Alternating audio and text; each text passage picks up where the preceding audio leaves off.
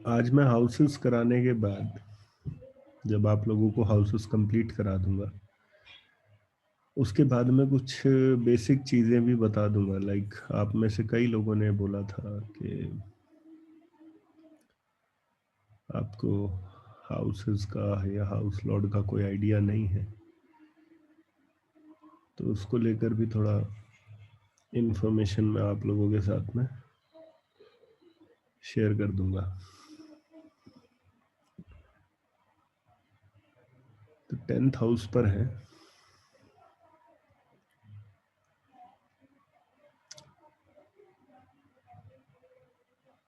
10th house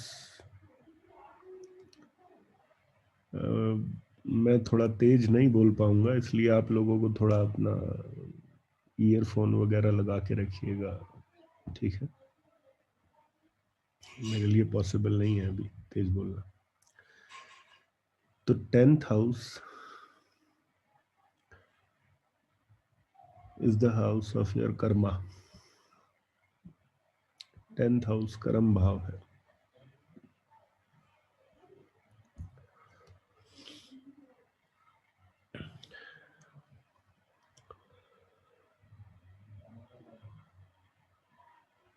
देखिए, profession को 10th house से क्यों जोड़ा है? प्रोफेशन को 10th हाउस से इसलिए जोड़ते हैं बिकॉज प्रोफेशन जो है वो आपके कर्मा का एक पार्ट है। प्रोफेशन आपका ओवरऑल कर्मा नहीं है, कर्म का एक पार्ट है, एक अंश है, एक अंश मात्र है। व्यक्ति के ओवरऑल कर्मा को हम 10th हाउस से देखते हैं।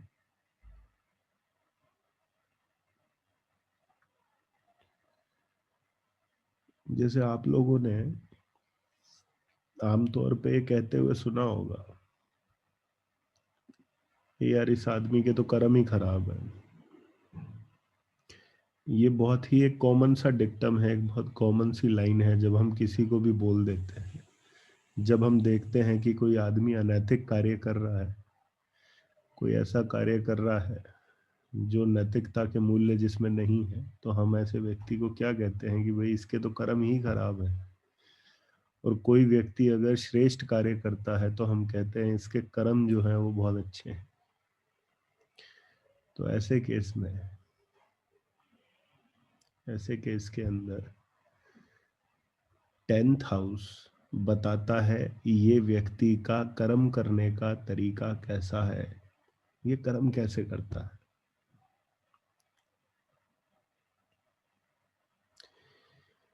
देखिए, कई लोग क्या होंगे, कई लोग आपको मुख से, अपनी वाणी से या अपने स्वभाव से, जैसा स्वभाव हम उनका देखते हैं, आपको लगेगा उनको देखकर कि ये आदमी तो बहुत बुरा है, बहुत ही गलत इंसान है। लेकिन 10th हाउस उसका बहुत बढ़िया है, कुंडली में बहुत श्रेष्ठ है। तो वो आदमी गलत कर्म नहीं करेगा, वो बाहर से जैसा मर्जी भी दिखाई देता।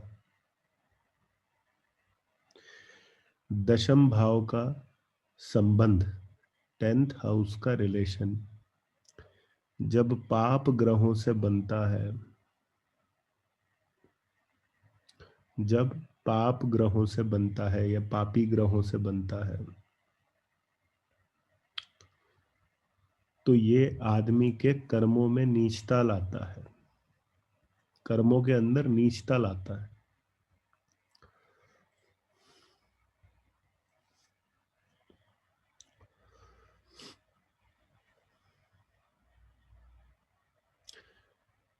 अब अब देखिए, मैं आपको 3 हाउसेस को ना अब थोड़ा सा इलेबरेट कर देता हूँ।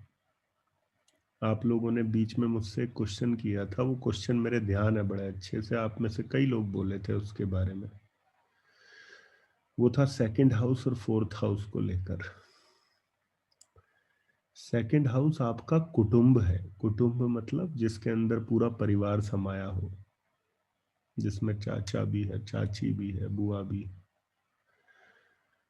और फोर्थ हाउस जो है, फोर्थ हाउस आपकी इमीडिएट फैमिली है। फोर्थ हाउस आपकी इमीडिएट फैमिली है। इमीडिएट फैमिली मतलब एट प्रेजेंट, अभी के समय, आप अभी इस समय सब लोग क्लास ले रहे हैं, इस समय जिस चार दीवारी के अंदर, जिस घर के अंदर आप बैठे हैं, उस चार दीवारी के अंदर आप किन लोगों के साथ में रह रहे हैं, या जो लोग आपके साथ में रह रहे हैं, ये सब आपका फोर्थ हाउस है। यानी कि आपकी इमीडिएट फैमिली, या वो फैमिली जिसके साथ में रहना आप चुनते हैं कि मैं इसके साथ में रहूंगा।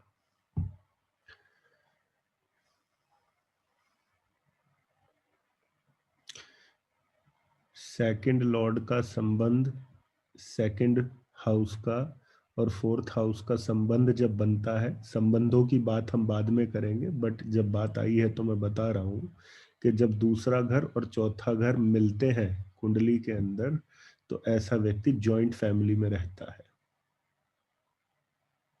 सेकंड हाउस क्या है? कुटुंब है। फोर्थ हाउस क्या है? वो चार दीवारी है जिसके अंदर आप रहेंगे।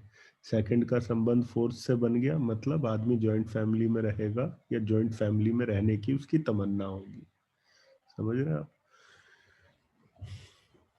अब देखिए, हम बात तो टेंथ हाउस की कर रहे हैं, तो हम फोर्थ हाउस को क्यों लेकर आए? फोर्थ हाउस को क्यों लिया हमने आज डिस्कशन में? उसका कारण है, फोर्थ हाउस क्या है? फोर्थ हाउस क्या है? प्राइवेट लाइफ है। फोर्थ हाउस आपकी प्राइवेट लाइफ है, आपका निजी जीवन।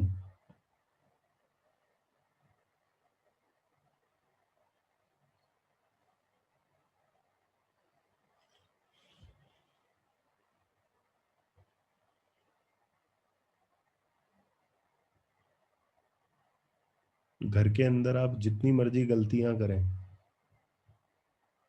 ऐसा तो नहीं है कि पूरे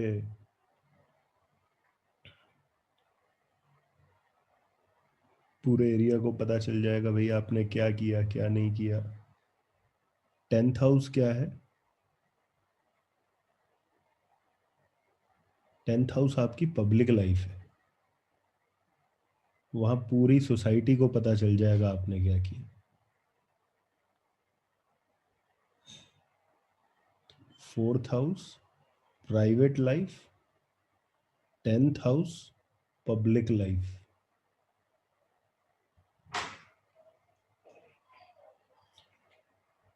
टेंथ हाउस को स्टेटस क्यों कहा है?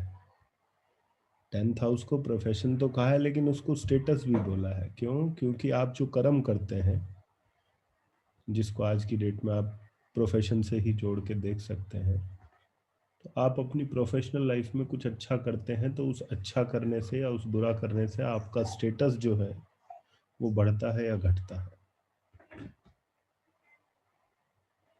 वो बढ़ता है या घटता है? अब देखिए, टेंथ हाउस आपके वर्किंग पैटर्न को डिफाइन करता है। वर्किंग पैटर्न को डिफाइन करने का अर्थ क्या है? लाइक कि आप अपने वर्क प्लेस पर किस प्रकार से रिएक्ट करते हैं, या आपके वर्क प्लेस पर आपकी कौन कौन सी एक्टिविटीज रहती हैं, ये टेंथ हाउस में बैठे हुए प्लैनेट डिसाइड करते हैं। ठीक। अब टेंथ हाउस को बहुत संक्षेप में समझने के लिए हमें थोड़ा सा प्लैनेट्स को भी समझना पड़ेगा, और फिर हम उन प्लैनेट्स को टेंथ हाउस के साथ में क्लब करके देखेंगे कि वो टेंथ हाउस के साथ में कि वो 10th हाउस के साथ में किस प्रकार बिहेव कर रहे हैं।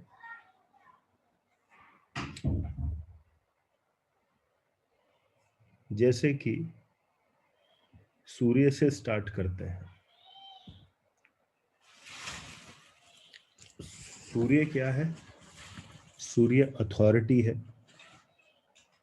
अथॉरिटी मतलब वर्चस्व। सूर्य एडमिनिस्ट्रेशन भी है। सूर्य आपकी ईगो भी है। दूसरा क्या है? सूर्य गवर्नमेंट का कारक है, राइट? गवर्नमेंट का कारक है। अब हम प्रिडिक्शन लेते हैं। सूर्य यदि आपके दशम भाव में बैठा है तो किस प्रकार के फल जो है वो देगा। देखिए, सूर्य जब 10th हाउस में बैठता है तब ये व्यक्ति को कोई ना कोई एडमिनिस्ट्रेटिव पोस्ट देता है। एडमिनिस्ट्रेटिव पोस्ट जिसके अंदर आपको प्रबंधन करना हो। एडमिनिस्ट्रेटिव कार्य होते हैं ना जितने भी, वो सब सूर्य के अधीन है। इसलिए आप लोगों को आईएएस ऑफिसर्स वगैरह की कुंडली में भी सूर्य जो है वो 10th हाउस में मिलेगा, या तो 10th हाउस में मिलेगा या 6th हाउस में मिलेगा, या इनके भाव के स्वामियों के साथ में उसका कोई रिलेशन होगा। वो हम बाद में स्टडी करेंगे कंजंक्शन एस्पेक्ट्स में। लेकिन अभी फिलहाल हम सिर्फ सूर्य का 10th हाउस के अंदर फल की बात कर रहे हैं, दैट्स इट, और कुछ नहीं। तो क्या समझ में आया कि सूर्य जब 10th हाउस में होगा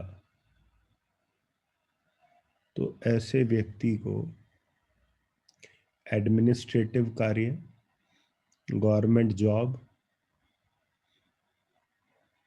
इन कामों के अंदर व्यक्ति होगा। अब कई दफा ऐसा भी होता है कि व्यक्ति गवर्नमेंट जॉब में नहीं होता, लेकिन व्यक्ति के काम का संबंध कहीं ना कहीं गवर्नमेंट से लिंक्ड रहता है।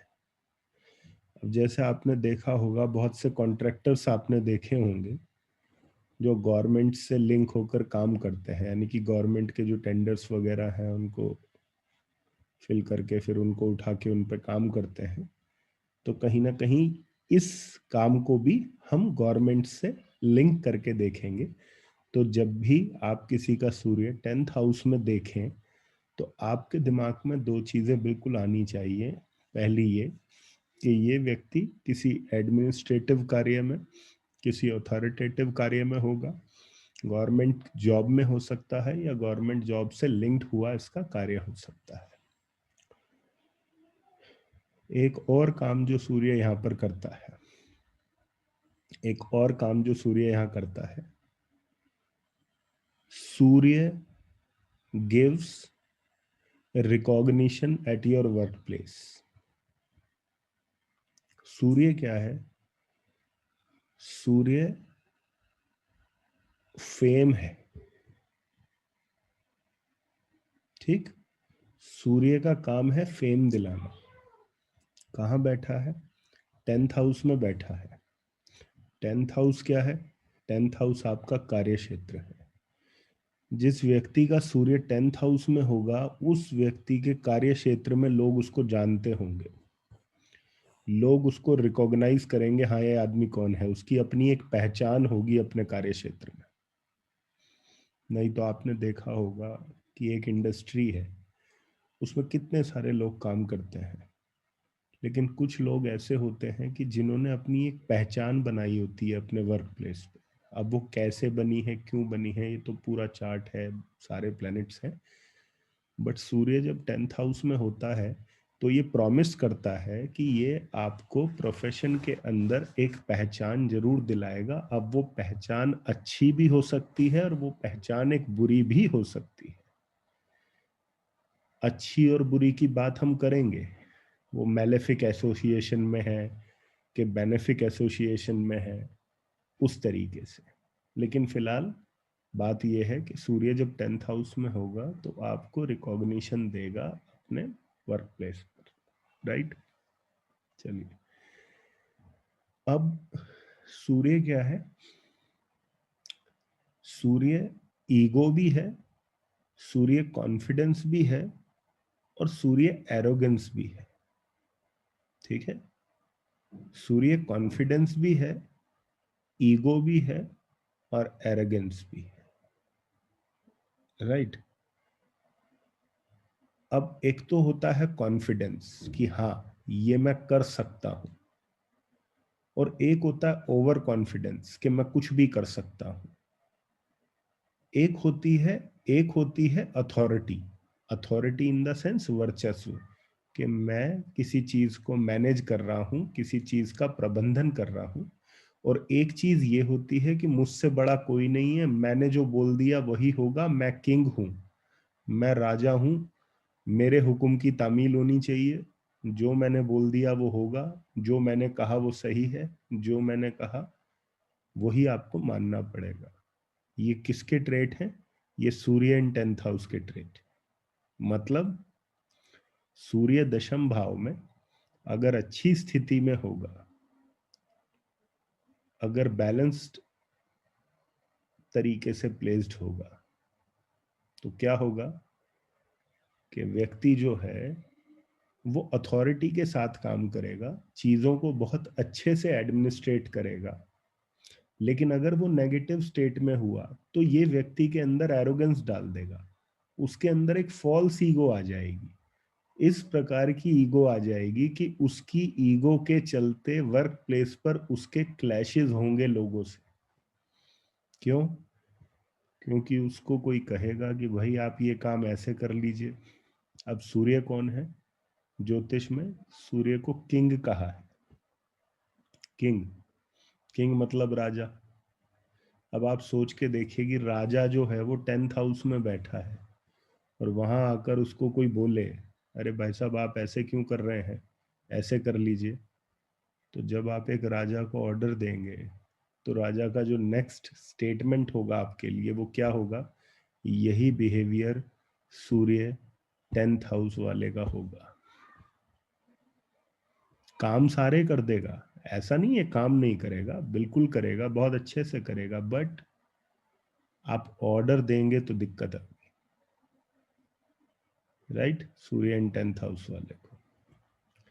चलिए, सूर्य क्या है? सूर्य पिता भी है। सूर्य क्या है? सूर्य पिता है। किसकी बात हो रही है? सूर्य की 10th हाउस में बात हो रही है। मतलब इस व्यक्ति के पिता का प्रभाव रहेगा किस पर? प्रोफेशन पर। कहने का मतलब कि ऐसा हो सकता है कि इस व्यक्ति को अपने पिता से गाइडेंस मिलती हो, या इसके पिता ने इसको प्रोफेशनली बहुत पुश किया हो कि चलो आपने ये करना है या वो करना है। मतलब एक बात को समझ लीजिए, चाहे इसको पॉजिटिवली कहिए चाहे इसको नेगेटिवली कहिए, लेकिन जिस व्यक्ति का सूर्य 10th हाउस में होगा उसके पिता की डायरेक्ट या इनडायरेक्ट इन्वॉल्वमेंट उस व्यक्ति के प्रोफेशन में रहेगी।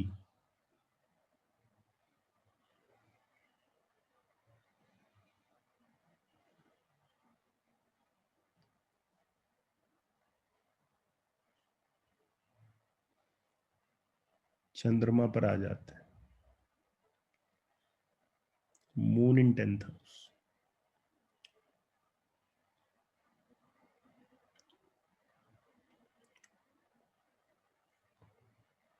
देखिए चंद्रमा किस चीज का कारक है? चंद्रमा मन का कारक है। चंद्रमा जल का कारक है। चंद्रमा खाने का भी कारक है ना, फूड का भी कारक है। हम अभी 10th हाउस को स्टडी कर रहे हैं तो हम सारे सिग्निफिकेशंस नहीं ले रहे हैं, हमें सारे सिग्निफिकेशंस लेने की जरूरत नहीं है। कि कौन सा प्लेनेट क्या कर रहा है, क्या कह रहा है। हम 10th हाउस के संदर्भ में ही बात कर रहे हैं बेसिकली। देखिए 10th हाउस में जब चंद्रमा होगा तो ये व्यक्ति जो है ये चंद्रमा से जुड़े हुए कार्य कर सकता है।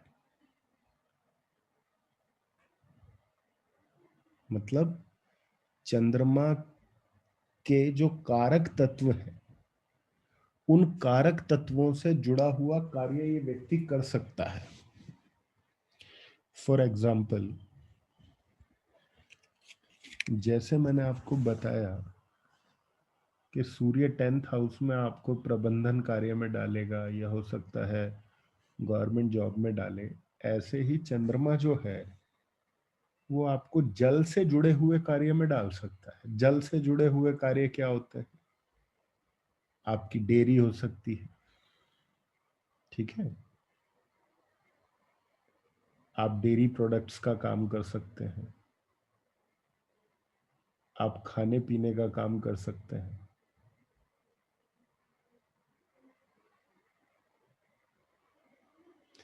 आप नेवी में हो सकते हैं, मर्चेंट नेवी, नेवी इनमें देखा होगा आपने।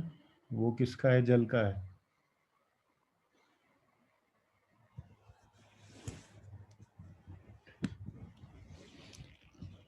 आपने एक प्रोफेशन सुना होगा, साइकैट्रिस्ट। साइकैट्रिस्ट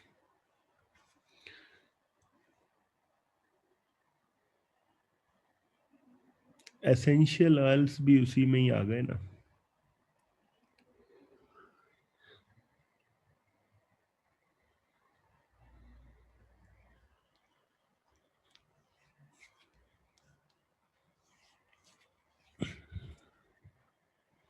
काउंसलर्स,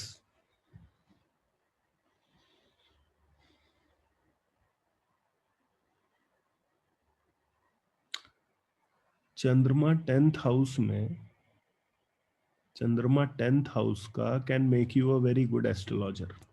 बहुत अच्छा एस्ट्रोलॉजर बना सकता है आपको चंद्रमा इन 10th। क्यों बना सकता है? उसके पीछे रीजन है। देखिए एस्ट्रोलॉजी जो है वो कहीं ना कहीं एक व्यक्ति को साइकोथेरेपी देने का भी काम करती है। एक एस्ट्रोलॉजर जो है ये काइंड ऑफ साइकोथेरेपिस्ट भी होता है। उसका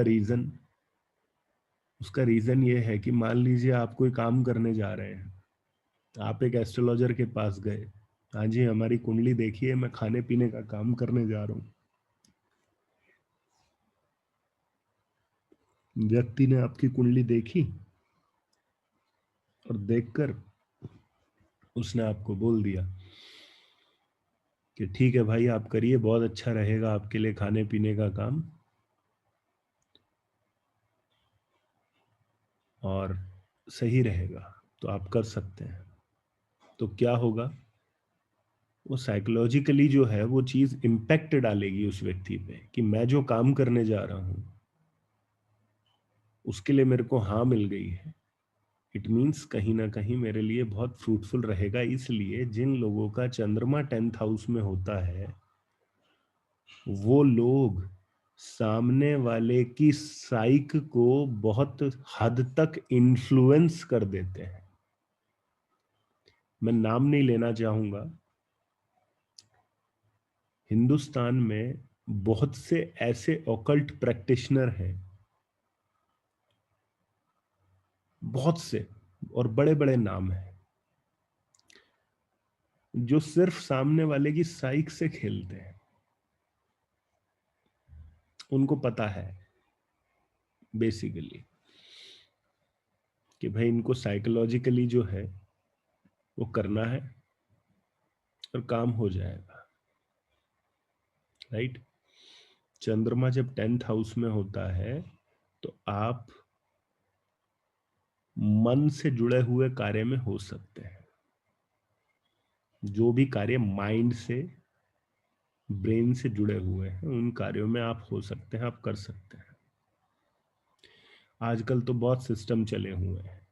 कोई ईएफटी प्रैक्टिस करता है, इमोशनल फ्रीडम टेक्निक, कोई एनएफटी प्रैक्टिस करता है, न्यूरो फीडबैक थेरेपी। बहुत सारी माइंड थेरेपी आ रखी हैं। एक एक एक और कुछ आया था, मेरे को याद नहीं आ रहा वो एग्जैक्टली वो नाम। वो माइंड से जुड़े हुए, तो जितने भी आप लोग चंद्रमा इन 10th हाउस हैं वो ऐसी चीजों को ऑप्ट कर सकते हैं, राइट। ईएफटी, हिप्नोथेरेपी तो बहुत पुराना हो गया, मतलब समथिंग न्यू वाज देयर, मतलब कुछ था ऐसा, मतलब एनएलपी भी है, यस, ठीक है। तो कुछ भी ऐसा जो मन को काबू करे या जो मन को स्ट्रेंथन करे, वो चंद्रमा इन 10th हाउस से उसका रिलेशन आप बना सकते हो, खान पान से अपना रिलेशन बना सकते हो।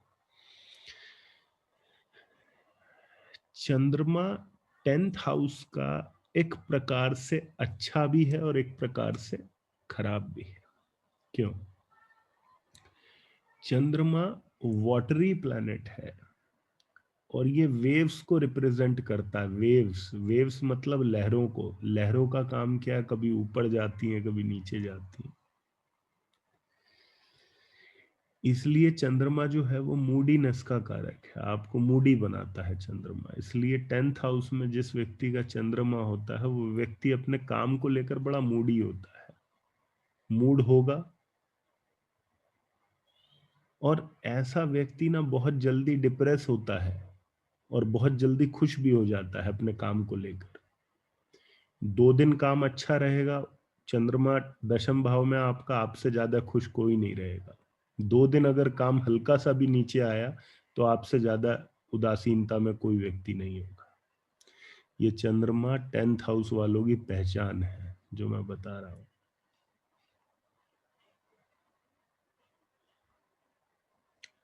जैसे मैंने सूर्य 10th हाउस में आप लोगों को बोला था कि सूर्य, जब जिस व्यक्ति का 10th हाउस में सूर्य होगा उसके फादर का डायरेक्ट या इनडायरेक्ट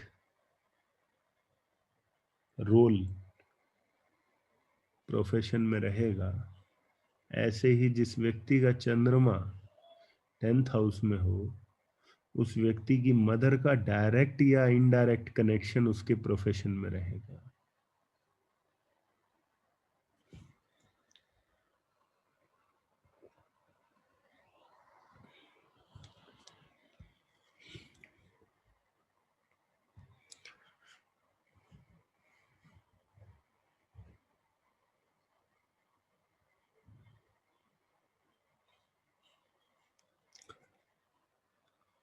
मंगल,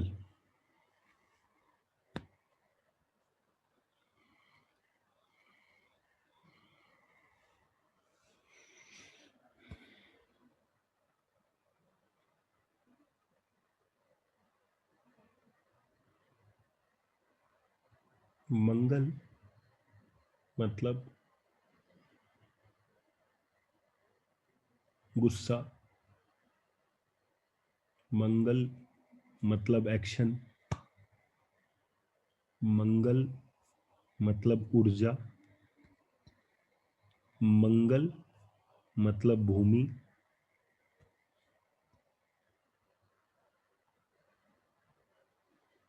मंगल मतलब कॉन्फ्लिक्ट।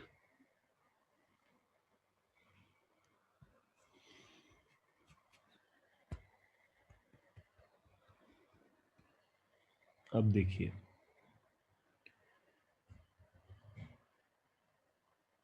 मंगल जो है इसके 2 रूप हैं। एक तो है प्रोटेक्शन और एक है डिस्ट्रक्शन।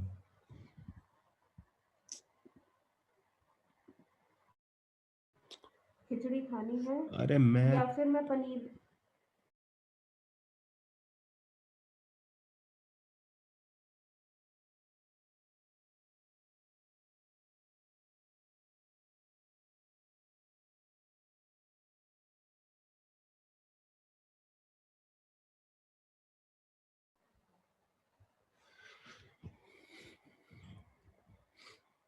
तो मंगल के दो रूप हैं। मंगल मीन्स प्रोटेक्शन, मंगल मीन्स डिस्ट्रक्शन। मंगल व्यक्ति को सोल्जर भी बनाएगा, यही मंगल व्यक्ति को टेररिस्ट भी बनाएगा।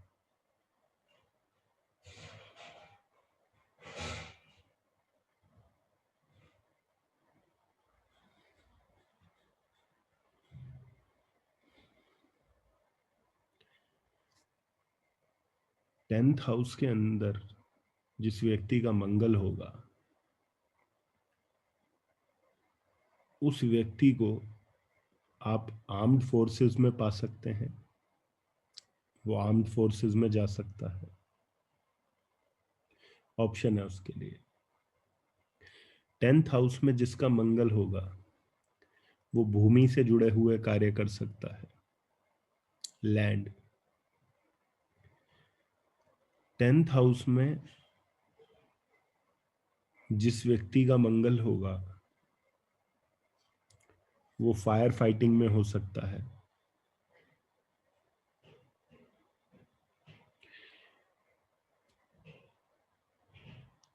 टेंथ हाउस में जिसका मंगल होगा वो सर्जरी भी कर सकता है।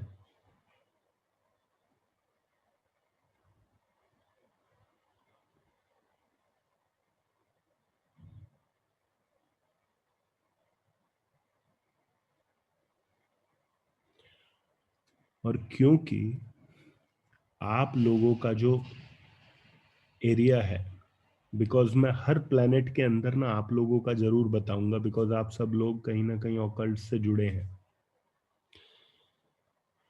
तो जितने भी ओकल्ट प्रैक्टिशनर हैं आप में से, जो जो मंगल टेंथ हाउस में लिए बैठे हैं, उनके लिए क्या प्रिडिक्शन बनेगी? अब उनको आर्मी में तो भेजेंगे नहीं हम, ऑब्वियस सी बात है। फायर फाइटिंग में जाएंगे नहीं आप लोग।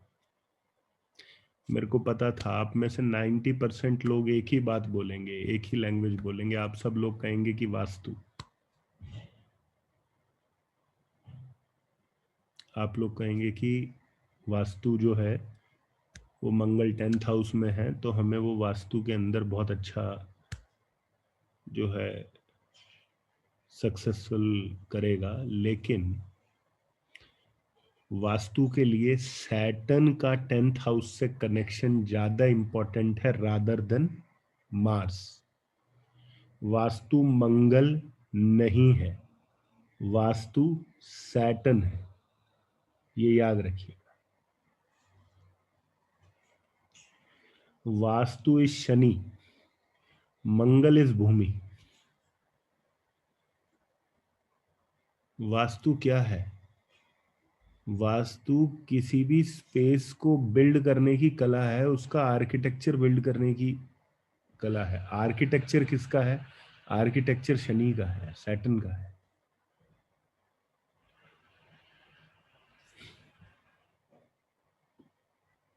अब देखिए, मंगल को लेकर मैंने एक शब्द बोला था, ऊर्जा, एनर्जी। ध्यान है आप लोगों को? एनर्जी। अब ये हमारा जो ओकल्ट फील्ड है, इसके अंदर अगर हम एनर्जी को बीच में लेकर आए या एनर्जी को जोड़ें, तो क्या चीज ध्यान में आती है कि एनर्जी से जुड़े हुए कौन कौन से नाम है जो हमें समझ में आते हैं?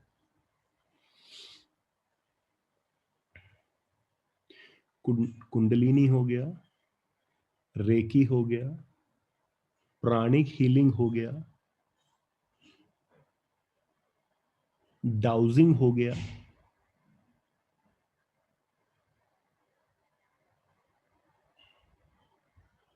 चक्रा हीलिंग, चक्रा बैलेंसिंग। स्वर योग बोल रहे हैं आप लोग, स्वर योग नहीं है भैया। स्वर योग का मंगल से कोई लेना देना नहीं है। गलती से भी मत करवा देना किसी को जिसका मंगल 10 स्वर योग, पता चला स्वर ही नहीं रहा। ठीक है, तो मंगल जिसका टेंथ में होगा वो ऊर्जा से जुड़े हुए क्षेत्रों के अंदर जा सकता है। जहां भी एनर्जी की बात हो रही है, एक बात याद रखिएगा, प्लैनेट्स ना आपके दिमाग में ऐसे फिट हो जाने चाहिए कि जब कोई शब्द आपके सामने गूंजता हो तो आप उसको तुरंत प्लैनेट से कनेक्ट कर दो। फॉर एग्जाम्पल, किसी ने भी अगर ऊर्जा की बात करी है, किसी ने भी एनर्जी की बात करी है आपसे, तो वो आपको डायरेक्टली मंगल के बारे में कह रहा है। रेकी क्या है? एनर्जी है। प्राणिक हीलिंग क्या है? एनर्जी है। चक्रा बैलेंसिंग क्या है? एनर्जी है। ठीक। इसके अलावा मंगल क्या है?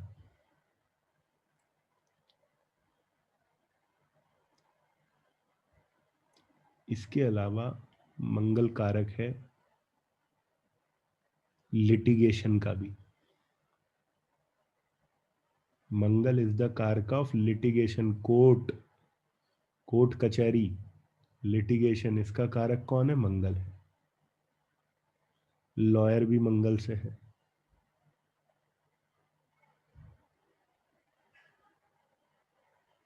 ठीक है, जो लोग स्पोर्ट्स में हैं वो भी मंगल से हैं।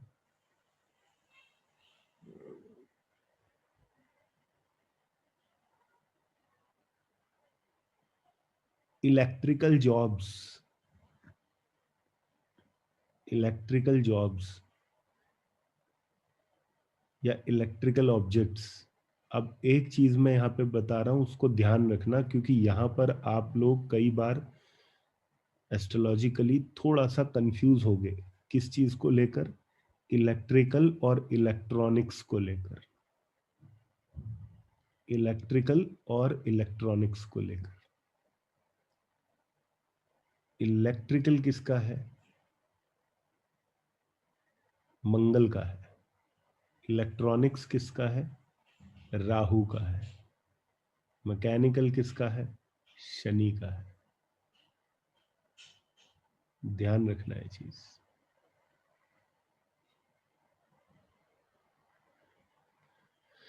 केतु को क्यों डाल रहे हो भाई? केतु को मत लेकर आओ। केतु तो और कामों में अच्छा है, उसको छोड़ दो। केतु तो हम जैसों का प्लेनेट है, ओकल्ट वालों, तो उसका क्या मतलब है इलेक्ट्रिसिटी से? तो मंगल इलेक्ट्रिसिटी का कारक है, राहु जो है वो इलेक्ट्रॉनिक्स है। ध्यान रखिएगा। ठीक है, मंगल जो है वो स्पोर्ट्समैन का भी है, और मंगल किसका कारक है? बॉडी का भी कारक है। इसलिए जिन लोगों का मंगल 10th हाउस में होता है वो जिमिंग में भी हो सकते हैं, बॉडी बिल्डिंग में भी हो सकते हैं, और साथ में किसमें? Body, body building, gymming. और बॉडी को कौन ट्रीट करता है? वैसे तो डॉक्टर्स लोग पूरा शरीर देखते हैं, लेकिन जब बॉडीली कोई डिस्कम्फर्ट होता है तो उसके लिए कौन कौन लोग होते हैं?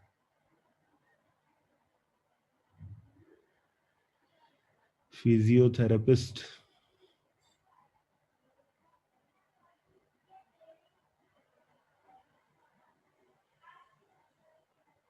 ठीक। चलिए, मंगल के बाद, अच्छा, पहले मंगल की कुछ प्रिडिक्शंस भी देखते हैं। देखिए, 10th हाउस में जब मंगल होगा तो व्यक्ति जो है वो एक्शन ओरिएंटेड होगा। एक्शन ओरिएंटेड मतलब, 10th हाउस क्या है? 10th हाउस कर्मा है, मतलब आपका काम है। वहां कौन बैठा है? वहां बैठा है प्लैनेट ऑफ एक्शन। एक्शन का प्लैनेट कौन है? मार्स। आप जितने भी लोग मंगल 10th हाउस में लिए बैठे हो, आपको जैसे ही कोई काम मिलेगा तो आपका मन करेगा यार तुरंत इस काम को निपटाओ, इसको लटकाओ मत। ऐसा व्यक्ति तुरंत काम मिलते ही उस पर एक्ट करने का प्रयास करेगा कि मैं इस पे एक्ट कर दूं।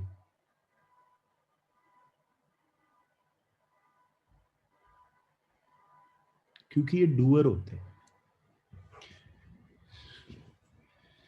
दूसरा, जैसे मैंने बताया कि मंगल जो है ये झगड़े का और कॉन्फ्लिक्ट का भी प्लेनेट है। झगड़े का और कॉन्फ्लिक्ट का।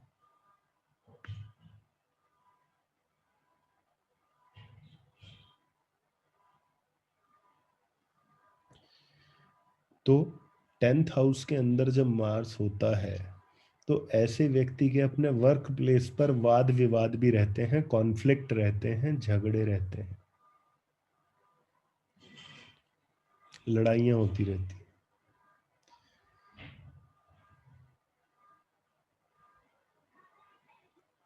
मंगल एनिमी का भी कारक है, तो ऐसे व्यक्ति के साथ में लोग एनिमिटी डेवलप कर लेते हैं। एनिमिटी डेवलप करने का मतलब क्या है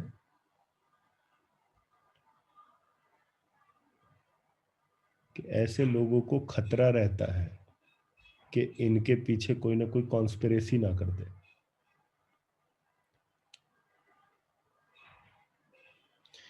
अरे भैया, पहले मंगल क्या करता है 10th हाउस में बैठ के वो तो समझ लो। अब राशियों पर आ गए आप लोग सुधरने वाले नहीं हैं। मैंने कहा मैं बारी बारी सब चीजों पर लेकर जाऊंगा, लेकिन आप लोगों के प्रश्न नहीं बंद होते बीच। तो मंगल जब 10th हाउस में होगा तो ये सारी चीजें जो है आप लोग एक्सपीरियंस करोगे। और एक चीज और मंगल देता है कि यहाँ पर मंगल व्यक्ति को फिजिकली बहुत एक्टिव रखता है।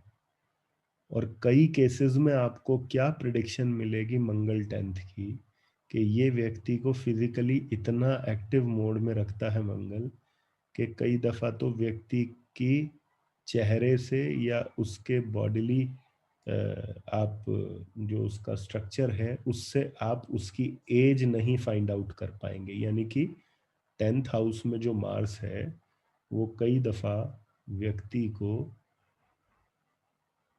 कम एज का दिखाता है। ठीक है, व्यक्ति अपनी उम्र से कम दिखाई देता है।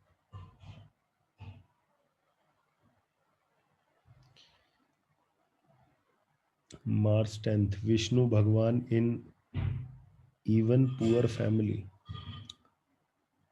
शैमरॉक कैथल। तो ये जिसने लिखा है ये बहुत अच्छा लिखा है, लेकिन ये लाल किताब का पॉइंट है, इसको पराशरी के साथ में मिक्स ना करें प्लीज। मंगल 10th हाउस में चींटी के घर भगवान राजा, ऐसा बोलते हैं ना। तो ये लाल किताब का पॉइंट है। वी आर स्टडिंग पराशरी, दोनों चीजें मिक्स हो गई तो ना पराशरी बचेगी ना लाल किताब बचेगी, राइट। तो अभी हम उसी पे फोकस करते हैं। कोई बात नहीं, आपने पॉइंट एटलीस्ट अच्छा दिया तो उससे कोई प्रॉब्लम नहीं है। सही बोला। मार्स 10th हाउस में इज अ स्पेशल प्लेसमेंट। ठीक, चलिए मार्स का हो गया, राहु पर आते हैं। राहु इन 10th हाउस।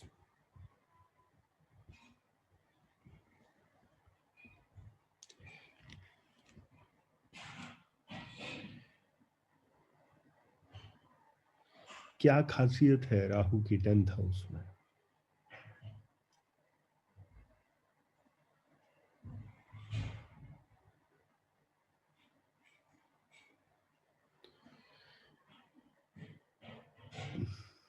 10th हाउस में जब राहु होगा तो राहु जो सबसे बड़ा कारक है वो अनऑर्थोडॉक्सी का है। वो अनऑर्थोडॉक्सी है। राहु को एक चीज समझ लीजिए, राहु इज अनऑर्थोडॉक्सी।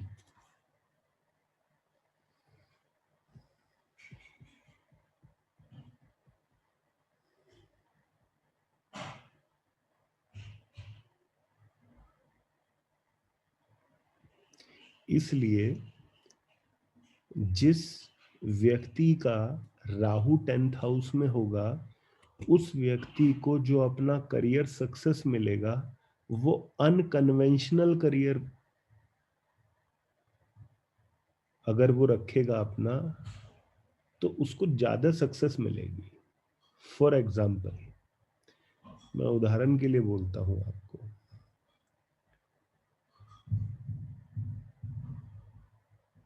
कि मेरी कुंडली में राहु 10th हाउस में है।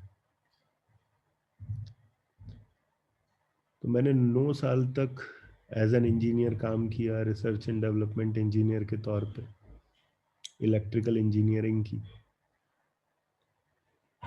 लेकिन उसको पूरी तरीके से क्विट करके कंप्लीटली एस्ट्रोलॉजी में आ गया। अब एस्ट्रोलॉजी को आप क्या बोलेंगे, ये ऑर्थोडॉक्स है कि अनऑर्थोडॉक्स है? ऑब्वियसली ये अनऑर्थोडॉक्स है।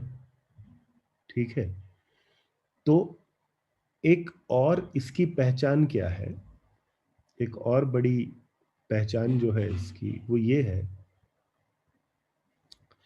कि राहु जब 10th हाउस में होता है, ये आपको आपकी एजुकेशन के विपरीत जाकर कुछ अच्छा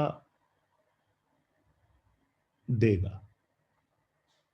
एजुकेशन के विपरीत जाने का अर्थ क्या है? फॉर एग्जाम्पल, आपने मैकेनिकल इंजीनियरिंग की स्टडी की है, तो हो सकता है ये आपको मैकेनिकल इंजीनियरिंग की जॉब में ना कुछ देके किसी और काम के अंदर कुछ बढ़िया दे दे। हो सकता है आपने एमबीए किया है, लेकिन आपने कोई एमबीए काइंड ऑफ कुछ जॉब की नहीं, आपने कोई रेस्टोरेंट खोल दिया, उसके अंदर आपको ये बहुत अच्छा कुछ दे रहा है। तो बेसिकली एक एक साधारण सी बात अपने दिमाग में डाल लीजिए कि राहु जब आपका 10th हाउस में होगा ना, तो आप जितना भी अटपटा काम करेंगे,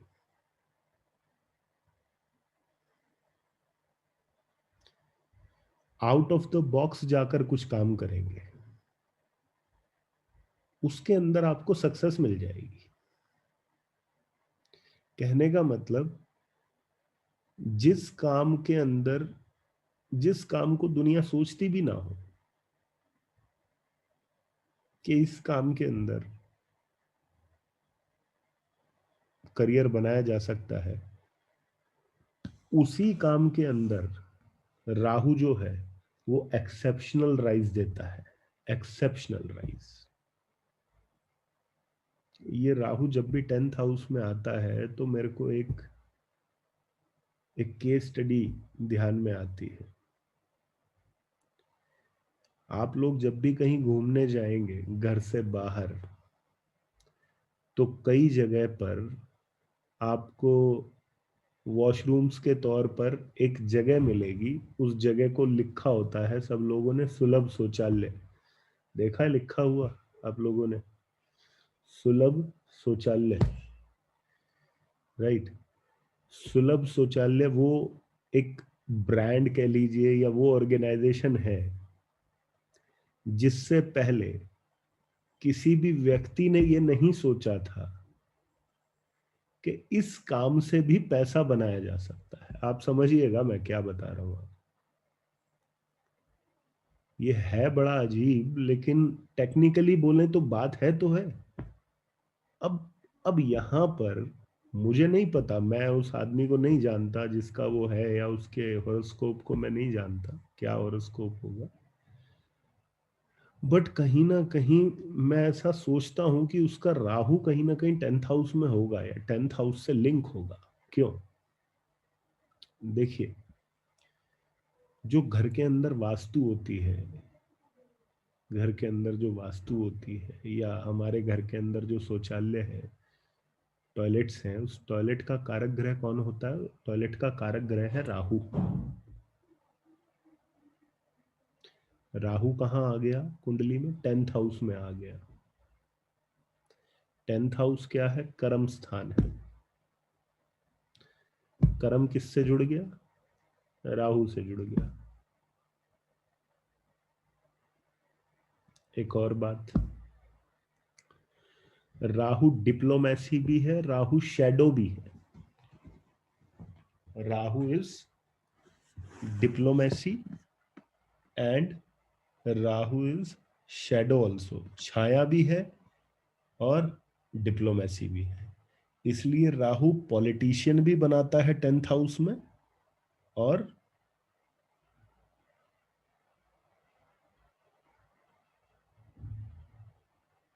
ये सिनेमा लाइन में भी आपको सक्सेस देगा।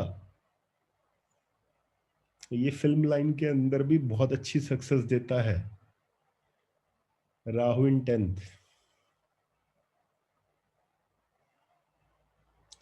आप में से बहुत से लोग सोच रहे होंगे अरे सिनेमा का कारक तो शुक्र है, शुक्र को लेते होंगे, राइट, क्योंकि शुक्र जो है वो ग्लैमर है, शुक्र से बोलते हैं एक्टर एक्ट्रेसेस जो हैं इन पे शुक्र का प्रभाव है।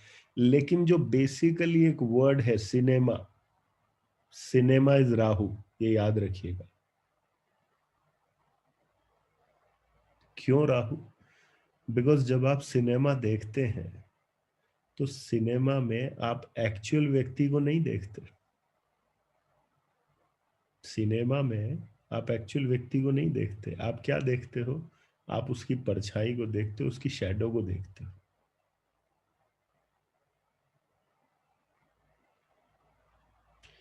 इसलिए जितने भी लोग, अरे यार मैं ये चैट बॉक्स ना बंद कर देता हूँ।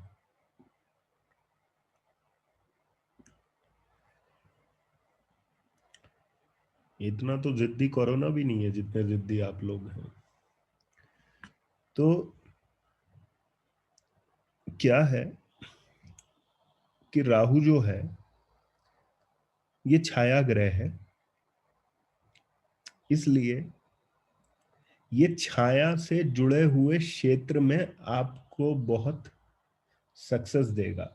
अब मैं आपको एक मंत्र बता रहा हूं, मंत्र इन द सेंस रेमेडी। इसको मैं रेमेडी नहीं बोलूंगा, लेकिन अगर आप में से किसी का भी राहु 10th हाउस में है तो आपको ये चीज हेल्प करेगी। देखिए, मान लीजिए कोई व्यक्ति सिनेमा से जुड़ा है या कोई व्यक्ति यूट्यूबर है। ध्यान से सुनिएगा मैं क्या बोल रहा हूं। कोई व्यक्ति सिनेमा से जुड़ा है और कोई व्यक्ति यूट्यूबर है। इन दोनों के ही केस में राहु का रोल है। क्यों? बिकॉज जब सिनेमा देख रहे हैं तब भी छाया देख रहे हैं, और जब यूट्यूब देख रहे हैं तब भी छाया देख रहे हैं, और अभी जो मैं आप लोगों को पढ़ा रहा हूं इसके अंदर भी राहु का रोल है। अब वो बात अलग है, चलो मैंने वीडियो ऑफ किया हुआ है, लेकिन अगर वीडियो ऑन भी मैं कर दूं और आप मुझे देखोगे तो किसको देखोगे? एक्चुअल मुझे नहीं देखोगे, छाया को देखोगे, शैडो को देखोगे, राइट। ये कौन सा प्लेनेट है? ये राहु है। जिस व्यक्ति का राहु 10th हाउस में होता है वो व्यक्ति यदि छाया का उपयोग अपने काम में करेगा, छाया शैडो का उपयोग, शैडो का उपयोग मतलब इसको टेक्निकली कैसे बोले, मतलब यूट्यूब पर आए या मीडिया के अंदर अपने को प्रमोट करे या मीडिया के अंदर अपने कुछ एक्टिविटीज करे, तो ऐसे व्यक्ति को अपने काम के अंदर काफी लाभ मिलेंगे।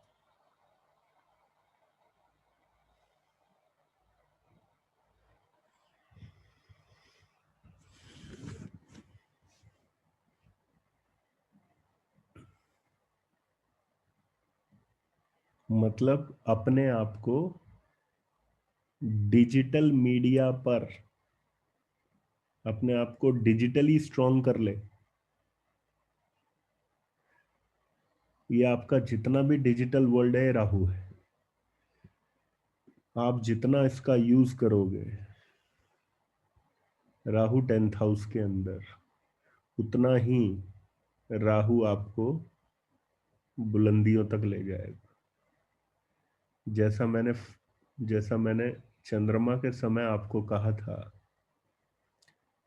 कि आज की डेट में बहुत सारे ऐसे एस्ट्रोलॉजर्स हैं जो इंडिया के टॉप नॉच हैं, ठीक है। उसमें एक दो तो ग्रुप में भी बैठे हुए हैं दूसरे नाम से, मैं बताऊंगा नहीं। तो ये लोग क्या है, ये लोग सिर्फ एक चीज का यूज करते हैं, राहु का। कहाँ है इनका? 10th हाउस में। ठीक है, तो राहु 10th हाउस में होगा, डिजिटल मीडिया का यूज करोगे, बढ़िया रहोगे। इसके अलावा राहु इज द कारका ऑफ फॉरेन। राहु जो है ये फॉरेन का भी कारक है। इसलिए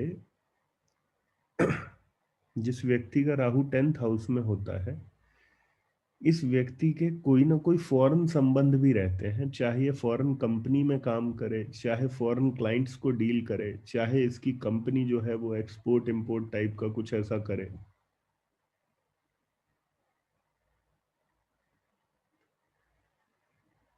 तो राहु यहां पर ये सब चीजें कराता है।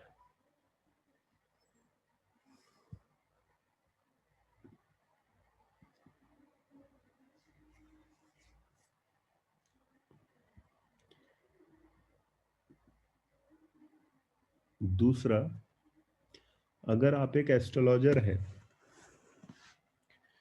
और राहु आपका 10th हाउस में है,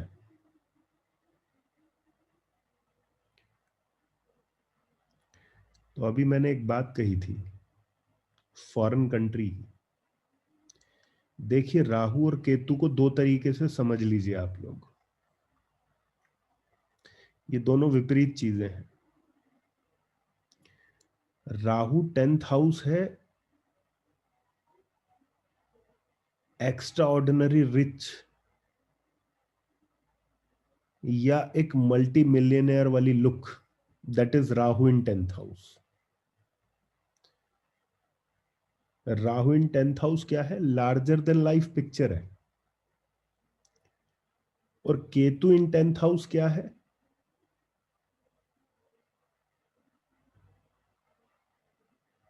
अयोगी। केतु योगी है, राहु भोगी है, ये समझ लीजिएगा। अब यहां पर आप योगी बनकर काम करेंगे, भोगी बनकर काम करेंगे, वो एक अलग बात है, लेकिन आपको प्रिटेंड कैसे करना है 10th हाउस में किसी प्लेनेट को लेकर, वो समझ लीजिए। मतलब कि अगर राहु 10th हाउस में आपका है, तो आपको कहीं ना कहीं जो अपनी पिक्चर है वो लार्जर देन लाइफ दिखानी पड़ेगी।